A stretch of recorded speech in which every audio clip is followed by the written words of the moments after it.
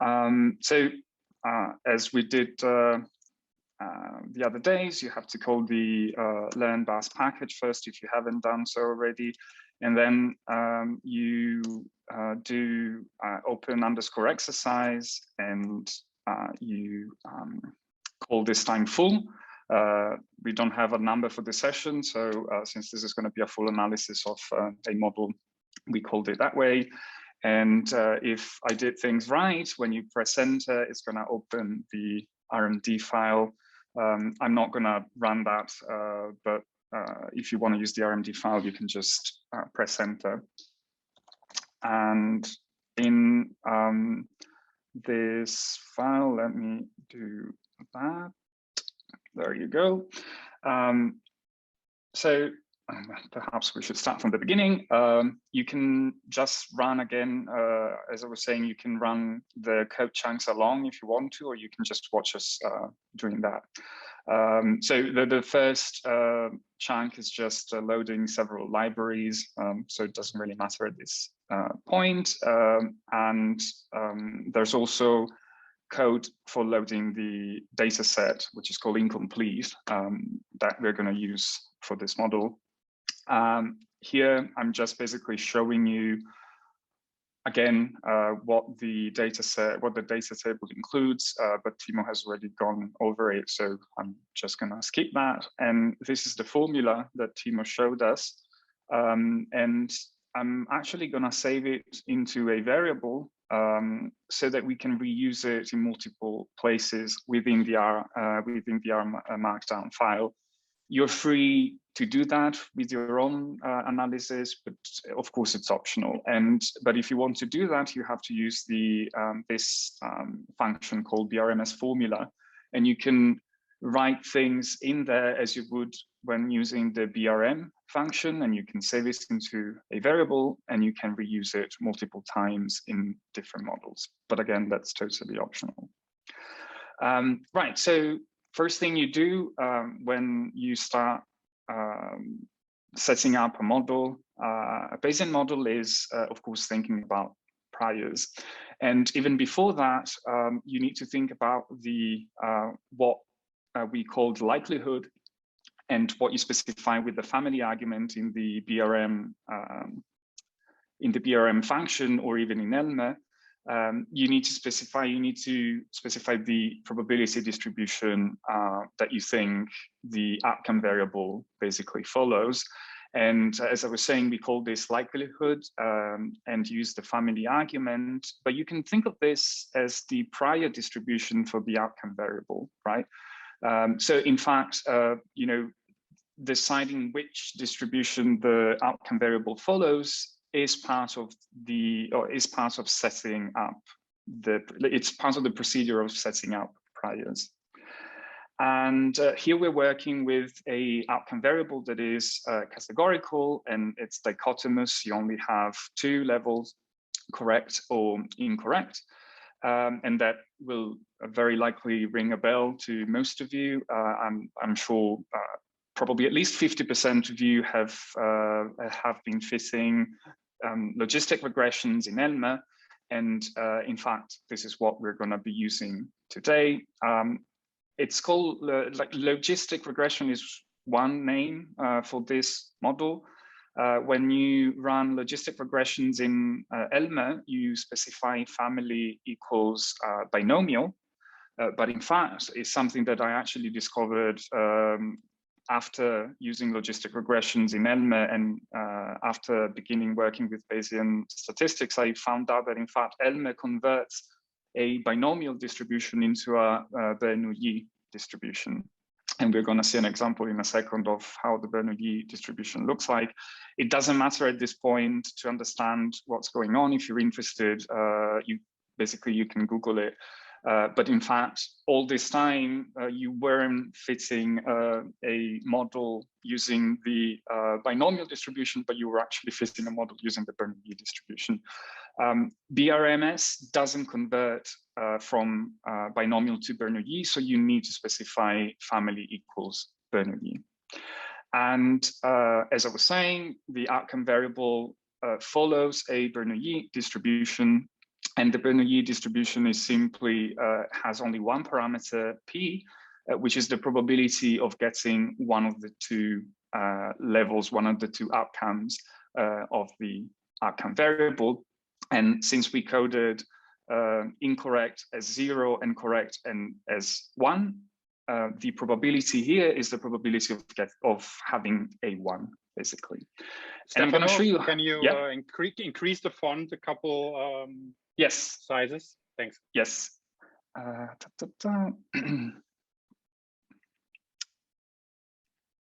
Is this good?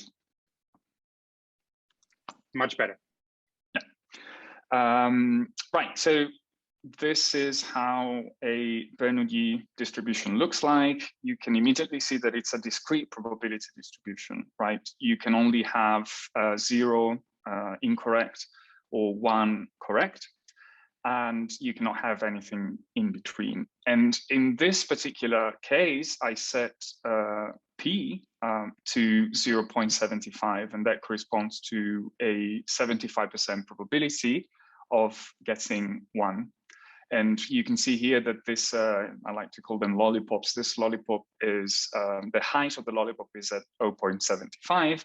And of course, since of course probability is between 0 and 1 or 0 and 100%, then the probability of getting 0, which is incorrect, in this particular distribution is set to 0.25, right? So simply the Bernoulli distribution has this one parameter, the probability of getting one of the two values. And in fact, what you're doing when you fit a logistic regression or a Bernoulli model, you're trying to estimate that parameter, the parameter P of the Bernoulli distribution. Right, so now we know that the distribution that the outcome variables follows is a Bernoulli distribution, and we need to set the priors for this model. And as usual, we can get the priors that we can set in this model using the get prior function. Sorry, I forgot to. There you go. Using the get prior function, and perhaps it's easier if I show them this way. There you go. So what you see is a series of priors with class B. And as always, class B by default gets a flat prior. And we said that it's actually not, it's better to specify, even if weakly informative priors, but it's better to specify them rather than use the default flat. And you see the first prior is a prior that is the general prior for class B, meaning that if you specify this prior with class B, the same prior is going to be applied to all of the other class B priors. And that's a quick way basically of specifying the same prior for multiple coefficients. And here you see the coefficients from the predictors that we have included in the model. And let me quickly show the formula again. You have correct voicing with interaction in an interaction with repetition type.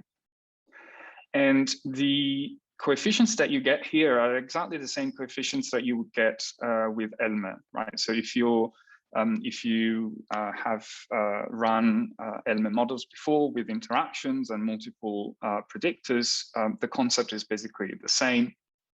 And interactions do not behave any different than normal predictors. So in fact, this is the prior for the interaction between correct voicing and repetition type. Also, as you can see, as you would see with ELME, the coefficient is the name of the predictor in the model plus the level. And the reference level is, of course, included in the intercept, right? That applies independent of whether you're doing frequentist or Bayesian statistics. And I'm actually working on some extra material that goes through contrasts and other aspects that, if you want, you can have a look if you need to brush up that those aspects of modeling. So what we're going to do, basically, we're going to set a prior for class B that includes all of those. Then you have a prior for correlation. There are multiple ones because we set up different random slopes or group level slopes. You don't see them here because there's not enough space, but you would have different specifications on the right. And then, of course, there's an intercept. And in this case, the default prior is student T. And this is estimated from the data. So we recommend actually not using the default prior, but specifying some priors. And then you have the SD priors, the standard deviation priors for the random intercepts. Again, the first one is the general one, so you can just set basically the prior for class equal SD, and that prior will be applied to all of the other priors for the class SD. Right, so how do we set? So we have to set a prior for the intercept, one for the SD of the random effects, one for the class B, which is basically the predictors, and one for correlation. And in fact, the one for correlation is the easiest one, and we're going to see it in a second. And how do we go about doing this? So we are working with a categorical variable, a dichotomous variable that has 0 or 1. And in fact, regressions cannot work with categorical variables. So in order to be able for the regression model to fit the data of the outcome variable, we need to convert this categorical variable into something that is continuous, right? So eventually, in fact, the regression works with continuous probability distributions rather than discrete probability distributions. And I'll spare you the details, but you might be familiar with the concept of a link function. And a link function is just a formula that transforms a discrete probability distribution into a continuous probability distribution. And in fact, since we're working with a 0-1 variable, the link function to go from a 0-1 variable to a continuous variable is the logistic function. That's why it's called the logistic regression. The formula itself doesn't matter now, but what that means is that, in fact, the regression is working not on the scale 0-1, but on the log odds scale. So when you transform a 0-1 variable onto something continuous, the scale becomes log odds. And if you ever fitted logistic regressions before, the output that Elmer gives you with a GLM regression is in log odds, right? And then you have to convert it into probability values. And I'll quickly show you how, I'll quickly show you a graph of how probability values map onto log odds values, right? Because remember that we're trying to estimate the parameter P of the Bernoulli distribution, which is a probability.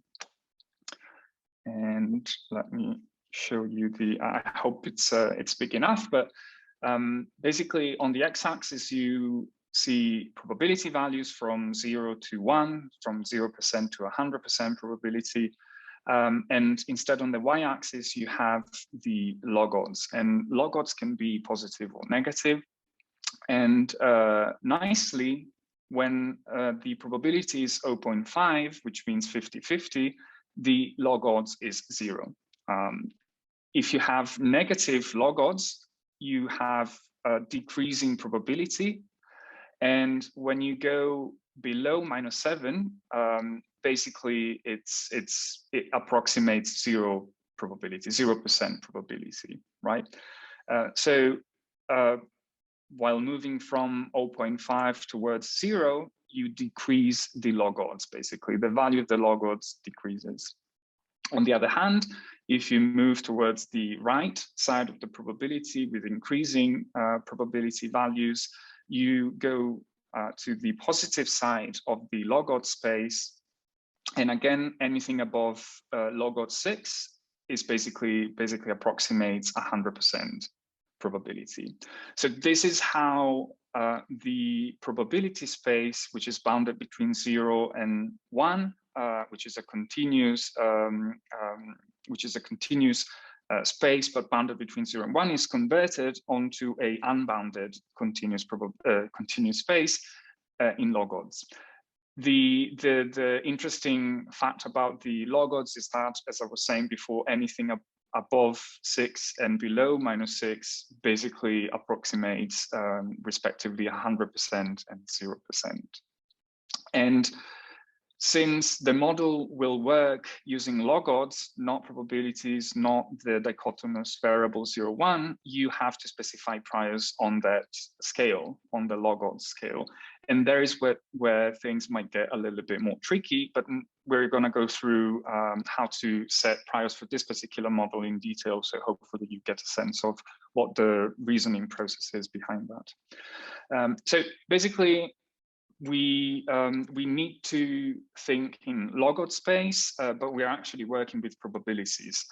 So you can convert probabilities onto log odds and vice versa using two very handy functions. One is called the p-logis function, and that gives you a probability given a log odd.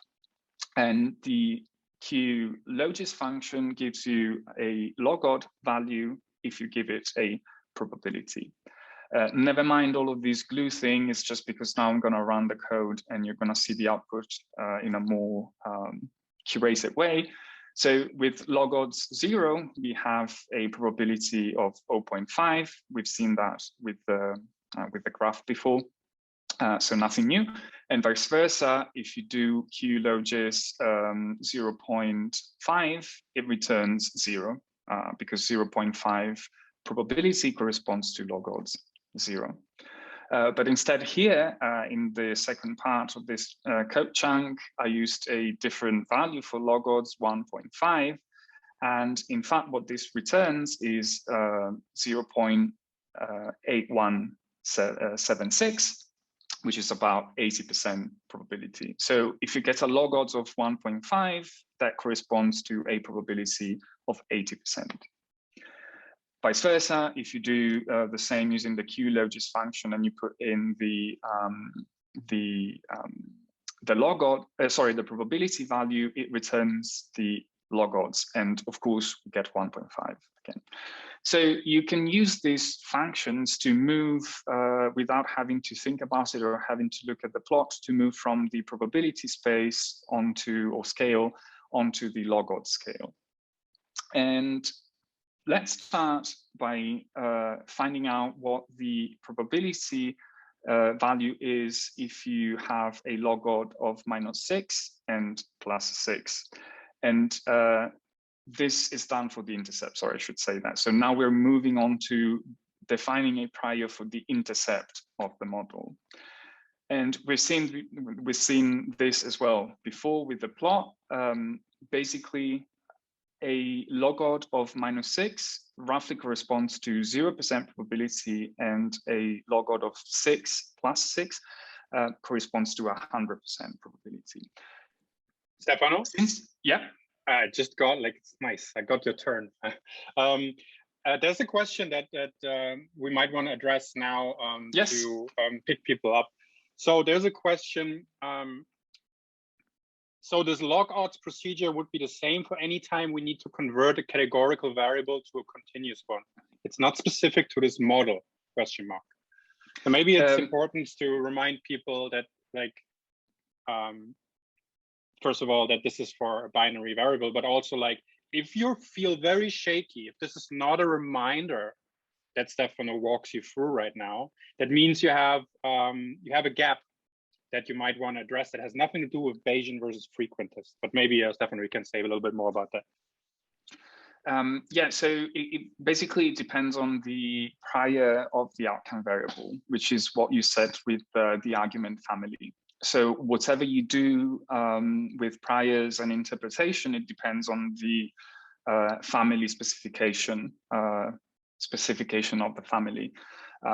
In general, though, you will be working either on the natural scale, and that generally applies when you use normal or Gaussian distribution, link function there, it's called identity. So the model actually works on the same scale as the original data, while most other distributions, when you set them as family, will work on the log odd space. So for example, the log normal distribution, you will have to set priors on the log odd space and interpret the outcome on the log odd space. But that depends, basically, roughly depends on the specification of the family. I want to say something else. Damn, I forgot. But yeah, so in general, it's going to be the natural scale or the log odd scale, basically. That's the thing I wanted to say. So we've been basically sort of told to either to run a logistic regression or a linear model. And what we're doing basically is fitting either a model using a Gaussian distribution or a model using a Bernoulli distribution. But there are many, many other distributions. And it does matter which distribution you use, because different distributions actually imply different generating processes. And that might matter actually for the model that from the framework that you're trying to build of the theory. And we never really had to think about it in those terms. While when you do Bayesian analysis, you really have to think about probability distributions because it's all about the probability distribution. But going back to the intercept, we want to set a prior that is weakly informative, and the best weakly, this is basically almost a not informative, like a prior that is not informative at all. We can specify a prior that encompasses all values from 0% to 1%. And to do that, we could say that we want to include a prior that has a 95% interval that goes from -6 to +6 in log odds, which corresponds to 0% to 100%. So here we're working using log odds, and we're working with the Bernoulli distribution, but the priors don't have to, in most cases actually, they don't use the same distribution as the family distribution. And in fact, you can safely go with a normal prior here. So you can use the empirical rule that I quickly showed last week, where the 95% interval is between the mean -2 standard deviations and the mean +2 standard deviations. So basically, let me show you how that looks like. This would be our prior for the intercept. It's centered at 0 because we want it to be a regularizing prior. We are on the log odds scale, so 0 actually means 50-50, 50%. And here I set a standard deviation of 3, which if you make it twice, it means +6 to -6, right? That's your 95% interval. So, and this, again, as I was saying before, we're gonna see it later, it basically says we have no prior knowledge of what the probability of getting correct is. And so we want to center our prior knowledge onto 50-50. So just, like people answered by chance, but we also want to include anything that is, below 50-50 up to 0 and above, up to 100.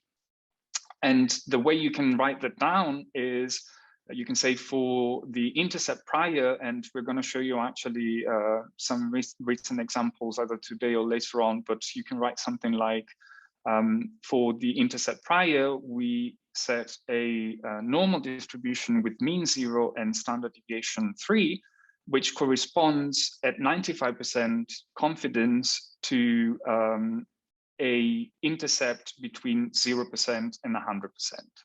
Right? And that applies to any kind of prior. For example, if you work with milliseconds, you would be using the log normal distribution, so it would be in log odds, but let's assume that you're using the natural scale. And if you set a normal distribution that has a 95% interval between 0 milliseconds and 100 milliseconds, then you can say that your prior corresponds to a belief for the intercept being between 0 milliseconds and 100 or 200 milliseconds. Don't take this literally, because you will be working on the log space if you use durations. So we have now our prior for the intercept, and now let's go on to the prior for the effect of repetition and the underlying voicing specification, basically, of the word that has been heard. And let's start, sorry, now it's easier actually, this becomes a little bit trickier, but it's easier from now on not to think in terms of probabilities anymore, but in terms of odds. And it's easy to go from the log odd space to the odd space. You just need to use the exponential function, right? The x function. And it's easier to think in terms of odds because you can think of the magnitude of increase or decrease in the effect when you move from one level to the other. Yes, Timo? Yeah, I think that's much less interrupting when I just raise my hand. I have a couple of questions, and I think maybe it's a good time to address them before people check out because they're confused. So there's one question. Given what was said last week about priors being informed by psychophysics, for example, in this case, J and D's last week, we talked about just noticeable differences. Is a zero mean intercept really the best choice here? Well, so yes, you can use just noticeable differences, but here we're not like, here the prior is set on how good people are at recognizing whether the word has a underlying voiceless stop or a voiced stop based on vowel duration, basically. And I don't think just noticeable differences really play a role here because in fact, we are trying to estimate that value, right? We were trying to understand what the probability is of a listener to recognize that the word is in fact a voiced word just based on the fact that the vowel is like 10 milliseconds longer. So you can definitely use just noticeable differences, but especially when you deal with probabilities, it's not that easy to go from a just noticeable difference, for example, anything below 5 milliseconds is not perceivable, to actually what the probability should be for people. If the differences in duration that you're looking at are below the just noticeable difference, then you could potentially assume that the probability is 50-50, right? Because if they cannot perceive it, they will answer basically randomly. So you get a 50% probability of getting it right. So that's one thing that you can do. But in fact, setting a prior that says basically, I only want, my prior knowledge is that if the differences that we are testing are below the just noticeable difference, I'm expecting people to just go, by chance, then setting a prior that is that is not wide enough, that it just says anything, between 49% probability and 51% probability, you're actually precluding the model to give you values that are away from that. So sorry, very long answer, but yes, you can use just noticeable differences. You can use any prior knowledge that you can find, and from there you can build up your priors. So yeah, that's a good question. Was there another question or? There's another one. I'm not quite sure I understand it. Maybe you do. In logistic regression, LME4 is the response not constrained between 0 and 1 in the probability scale. The example is -6 and 9 in a log odd scale. I'm not entirely sure what's asked here. Maybe you understand it? Right. Right. So the outcome, when you run a logistic regression in LME4, using the family equals binomial, the outcome variable cannot be anything else than something that has yes and no. So the outcome, what you put on the left-hand side of the formula has to be yes, no, correct, incorrect, white, black, high, tall, short. Then whatever else you get as an output, that depends on the family. And with the binomial Bernoulli distribution, you get log odds that are on the real number scale, and you have both negative and positive values. I'm not sure if I answered the question, but in fact, if you use the Bernoulli /logistic /binomial, the outcome variable can only be dichotomous. Otherwise, if you have more than, if it's a categorical variable with more than 2 levels, then you would use an ordinal logistic regression that allows you to have a outcome variable with more than 2 levels. But we're not going to look into that today. Right, so now we are trying to define a prior for the effect of the predictors that we included in the model, and as I was saying, thinking in odds is easier because you can say that when, for example, when speakers, the difference in being correct in recognizing the word increases by a magnitude of 2 when they hear it a second time. Right, so this is more or less the thinking that you would be doing. And when you say that the probability of getting it correct increases by 2, you're talking about odds, basically, right? So that's why it's easier when you set priors for the outcome variable, when you use a Bernoulli distribution as the family distribution, to think in odds rather than probabilities at this point. And to go from log odds to odds, you simply exponentiate them. So if I have a log of -2 and a log of +2, that corresponds to odds that are between basically 0 and something above 7. So it means that the effect, when, for example, when you go from the first, hearing the first repetition to hearing a second repetition, basically, you're saying that the effect is either completely cancelled or that it becomes 7-fold stronger, right? And basically, this is a very weakly informative prior. So in fact, you can use it basically both the intercept prior and this prior. You can use it always as a starter, like if you want to fit a logistic regression, unless you have specific reasons for making it more informative. And this basically means that you have no idea whether the effect is going to be completely cancelled or it's going to be greater or smaller. Like it's basically saying, I really don't know. But at the same time, it will help the model converge, basically. That's why it's not great to use a flat prior. And this is, again, a normal distribution, and we want to include values that are between -2 and +2 at 95% probability. And again, we can use the empirical formula, the empirical rule.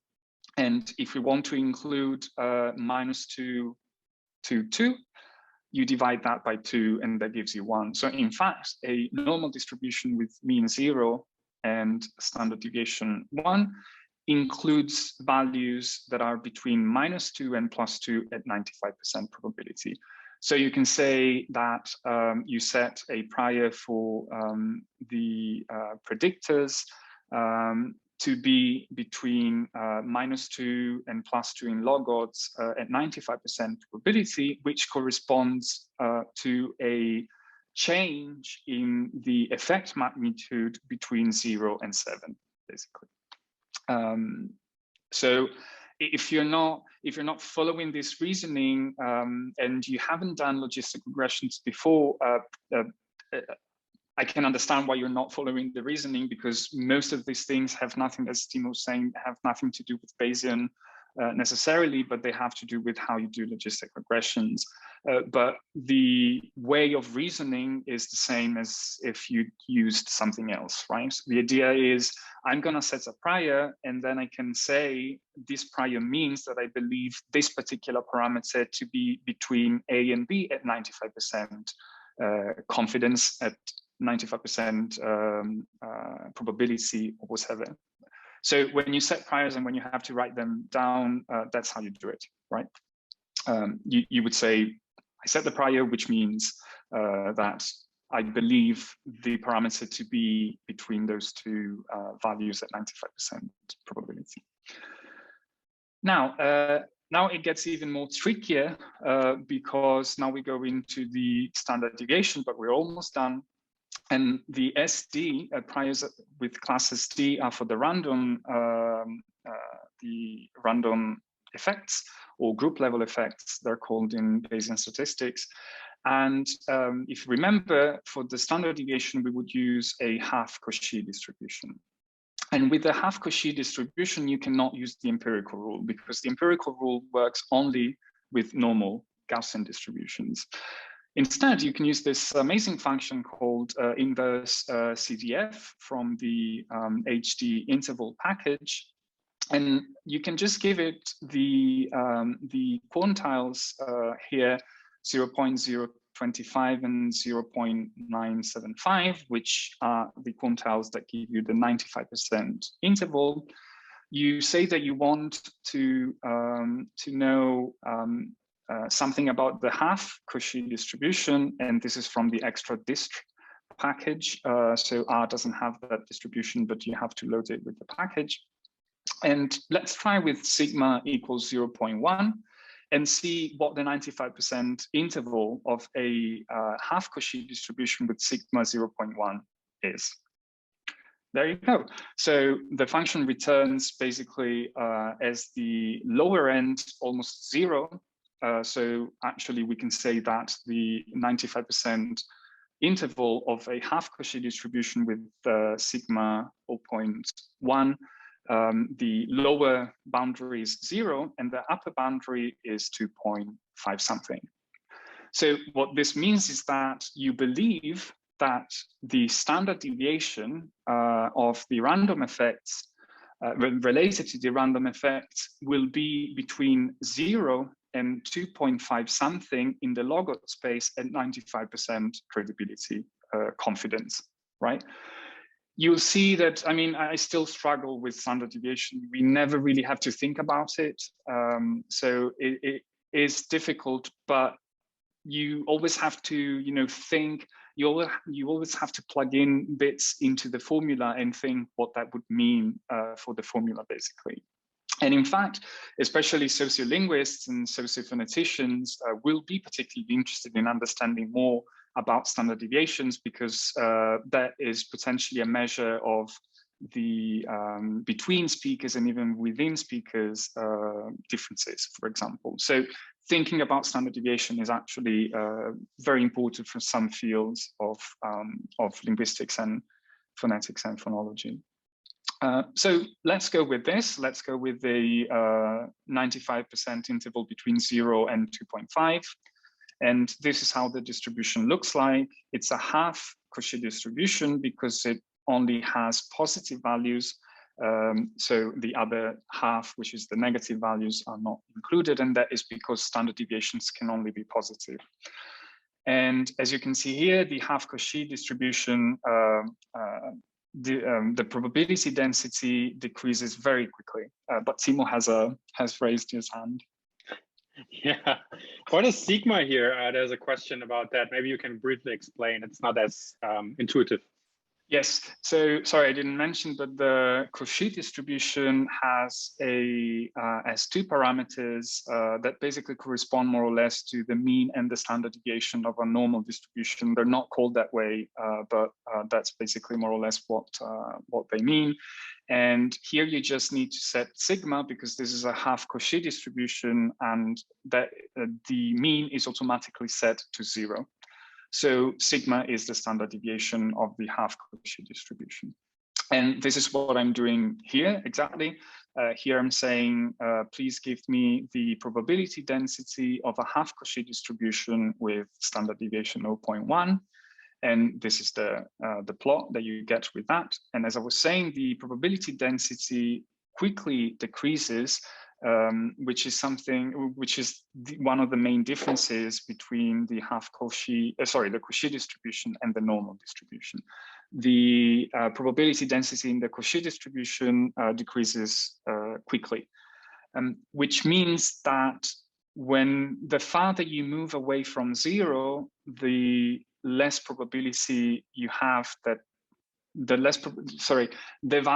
farther you go away from zero, the less probable that value is, which is good because you want to help the model exploring the parameter space, and you don't want the model to go too far away from zero, because it happens frequently that with standard deviations, exploring the space actually takes the model very, very far away from smaller values, and the model doesn't converge. So that's why we generally use a half Cauchy distribution to help the model basically converge towards values. On the other hand, the half Cauchy distribution still allows the model to go to very high values if it needs to, right? So you're constraining the model, but not as much as to say, I don't want to have any value that is above 2.5, for example. While if you set a normal distribution, that would actually be more the case. We are basically done. The remaining prior is classical correlation, but we probably mentioned this last week. You can safely just go with LKJ2. If you're interested, we can point you to a paper where it's explained very clearly, but you don't have to worry about that. Just go with LKJ2. Yes? Right. So maybe we can make explicit here that you used a code elegant, efficient way to code all of these parameters in 4 lines, and remind them that behind two of these, there are actually several parameters. Yeah, I was going to do that now. So what I wanted to say is that I'm not going to go through the reasoning behind the correlation prior, because there is no reason. I mean, there is, but not for us today. But now we have to actually set the priors using the VRMS syntax, and we can save the priors onto a variable so that we can use it later. And you do that by concatenating different priors. We showed you this last week.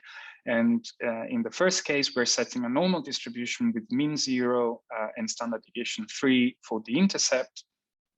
And then I'm just taking advantage of the general class B prior and set the normal distribution with mean 0 and standard deviation 1 for class B without specifying the coefficients, which means that all of the other priors with class B will get that prior.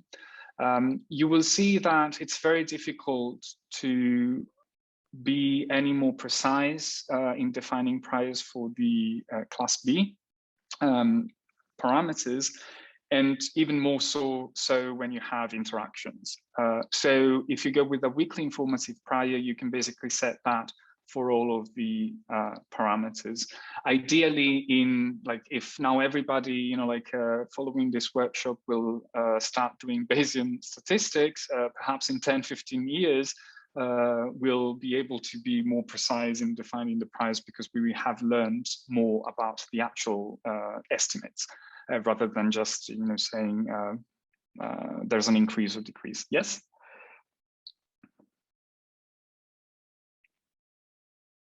Timo? Sorry, I still had the hand up. I didn't put it down. Oh, okay. Sorry. Okay.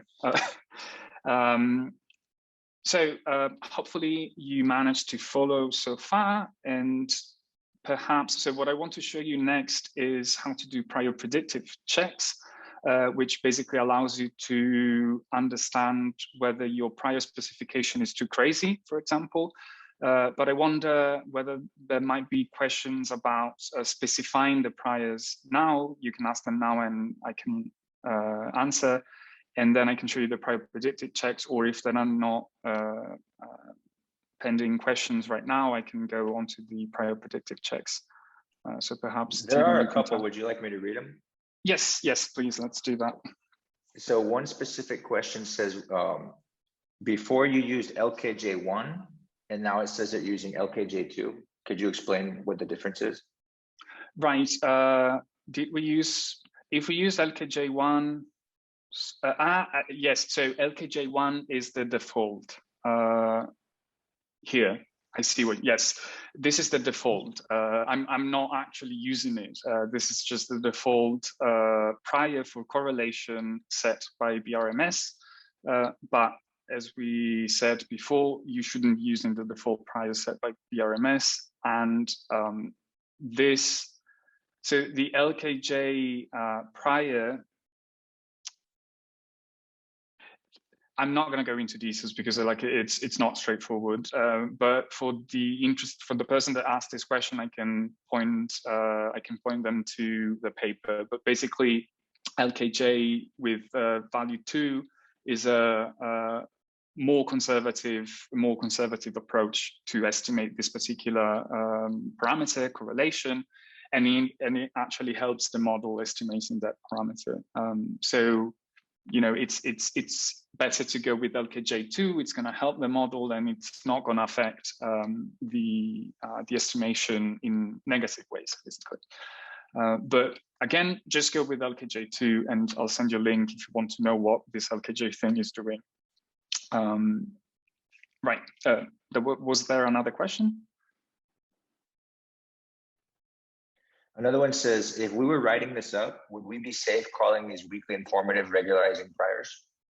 Yes, sorry, I didn't mention that. And in fact, it's very difficult to fit all of it in one sentence. Every time I write, I need to go creative. But the idea is that you can say, you know, if you imagine a bullet point, of course, you can, I mean, you could potentially, but generally you would go more narrative. But the bullet point would be that you specify weakly informative priors that are also regularizing priors. And then you have to say the distribution and the parameters of the distribution that you used, for example, normal distribution with mean 0 and ST equals 3. And then you have to explain to the reader what that corresponds in terms of belief, in terms of your prior knowledge about that effect. So yes, saying regularizing weakly informative priors is works fine. And since in most cases you will be using regularizing weakly informative priors, you can just say that at the beginning, saying all of the priors are regularizing weakly informative priors, and then you can talk about one prior one by one to give more details. Awesome, thank you. There also seems to be 3 questions that are related where they're asking specifically about why you used 0.1 for sigma. Maybe you could go over that again. Yeah, as I was saying before, I honestly do not know, meaning that sigma equals 0.1 means, where is it? Let me show you. Means that I'm allowing standard deviations for the random effects that are between 0 and 2.5 in the log odd space. And this is already quite, you know, my prior experience with log odds, standard deviation in log odds with this particular kind of data is that 2.5 is already quite high, but honestly, I could be completely wrong. That's why you need to justify it when you write up the paper. You really need to justify it based on your prior knowledge. In this case, what I would write is that since I do not have, you know, like a specific prior knowledge about this prior, I'm using values that, you know, like are as wide as possible, but not too wide, so not as to exclude any, you know, any potential small or big value. But yes, especially when you're not on the natural scale, it becomes increasingly difficult. But since this is a weakly informative prior, it doesn't really matter, right? Like it's you're setting it mostly, you know, like for helping the model estimating things, but it's not going to have a big effect. It can, though. It can. If you misspecify the standard deviation, things can go crazy. Timo, you raised your hand. Yeah, maybe this is super unintuitive because we're operating in a space that we just don't perceive in real life. But in this case, right, take 2.5. the upper kind of limit of this distribution. 2.5 in logout space would mean that speakers can vary. Let's say we start from 0, meaning 50-50 chance, right? So some people might have 0, so 50-50 chance of being accurate, while others have 2.5. That means 92% accuracy. So they would differ between chance performance and almost ceiling performance, right? So we allow basically all of the possible values, not all of them, but like most of the plausible ones here. So we are really agnostic about the specific value, and we really stretch it throughout the entire parameter space. It's always a little unintuitive, but if we use, for example, the p-logis function that Stefano introduced, this really helps get a feel for that parameter space that we do understand, and that is probabilities between 0 and 1. Right, so maybe that helps a little. Thanks. Yeah, absolutely. Yes, in fact, I'd admit that I very rarely work with logistic regressions so far, because I worked mostly with continuous parameters, and so I definitely understand the difficulty of having to go from a dichotomous variable through a logout value to odd value or probability, and it took me quite some time to get my head around it. But that's exactly the reasoning that you would be doing with the standard deviation. So yeah, thanks, Timo, for the clarification. Right. Okay, so let's quickly go then to the prior predictive checks. What I hope that I managed to convey so far is the kind of reasoning that you would be doing when setting priors rather than rules for setting priors. Basically, there is no such thing as a rule of thumb or a go-to prior. Sometimes there might be, but let's assume, in fact, there are no go-to priors. But I hope that it's clear the kind of reasoning that you have to do in order to set priors and justify them. But again, it took me some time to get my grip with it, and the only way is to try and do it for different models and play around with it, and you can share the priors with somebody else, and somebody else might have a different perspective on it and help you actually find out whether the priors make sense or do not make sense. And of course, everything should be backed up by the literature if possible. Right. So with prior predictive checks, it's very easy to do. So we have already done the heavy lifting, and now it's going to go downhill. For the prior predictive checks, then we're going to go uphill again. But to do a prior predictive checks basic check, you just have to run the model as you normally would, but you use this argument called sample prior, and you set it to only. So let me just walk you quickly through this function. This is the BRM function that you would run if you run the complete model. And this is the formula of the model. Remember that we saved it into a variable. It's up to you whether you want to save it into a variable and using it and using it multiple times in several models, or whether you want to write the formula, the full formula. That's totally up to you. Then, of course, we have the data, and you need to include the priors, and we did set the priors and save them into this variable, right? And then you say, basically, you tell the model to fit the model just by using the priors. So you still need to specify the data, but the model will run just by using the priors, basically. Just a quick note, I'm not going to actually run the model right now because the model has already been run and the output has been saved in the package. So you can actually run the model as well yourself. And it's just going to read the output file using this other argument that I don't remember if we talked about before, but you can use the file argument in the BRM function to save the output of the model into a RDS file that you can save it where you want. And the next time you run that particular code, it's not going to rerun the whole model again, but it's going to read the output from the RDS file. And that's very handy. And basically, you always want to do that. You always want to use the file argument.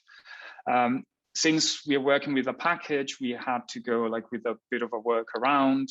It doesn't matter now, so don't worry about this system file thingy. But what you would put there is a path to a file. So I'm gonna run the model, and it's done. And what the model has done is to fit this formula using the priors that we have specified. And now we can plot it. We can plot the outcome of this prior predictive model to see what are the possible values that we are encompassing based on the priors. Right, and that is going to give you a sense of the greatest possible value that you could get based on the priors. To do that, you just use the conditional underscore effects function from BRMS, and this just takes the model and the effects. Here we want to plot basically the entire range of effects, which is correct voicing, repetition type, and the interaction. And you can just do that with this code. And in fact, this function can also be used to visualize, and we'll see that later, to visualize the output of a actual model, not just a prior predictive model. If you want to know more about the function, you can check out the documentation is written quite well. And this is what the prior predictive checks tell us. Unsurprisingly, what these are telling us is that with the priors that we have specified, basically we are encompassing all of the values between 0% probability and 100% probability. And the same goes with all of the possible effects. So basically, this is a reassurance that our priors are very, very weakly informative, if not basically completely uninformative. With logistic regression, it's not particularly interesting because we are working with between 0 and 1, right, probabilities. But if you do a log normal model with segment durations, for example, what you would get is the greatest value in milliseconds, for example. So if you set certain priors and then you run the prior predictive checks and you plot them, you're gonna see that based on the priors, for example, you're including val durations between 0 milliseconds and 4 seconds, right? And that's usually actually the priors that I use. So that is the outcome of the prior predictive checks of the priors I use for val duration, basically. And 4 seconds is very, very, it would be a very, very long val, right? So that is a very weakly informative prior. And here you cannot really, in this case, we cannot really appreciate the usefulness of prior predictive checks because we are bound between 0 and 1, but otherwise you would go on to, you would look at something else.